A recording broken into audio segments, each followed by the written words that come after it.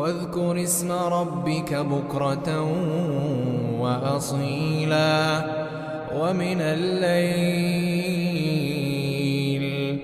ومن الليل فاسجد له وسبحه ليلا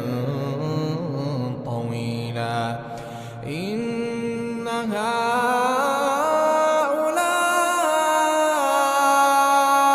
يحبون العاجلة ويذرون وراءهم يوما ثقيلا نحن خلقناهم وشددنا أسرهم وإذا شئنا بدلنا أمثالهم تبديلا إن هذه تذكرة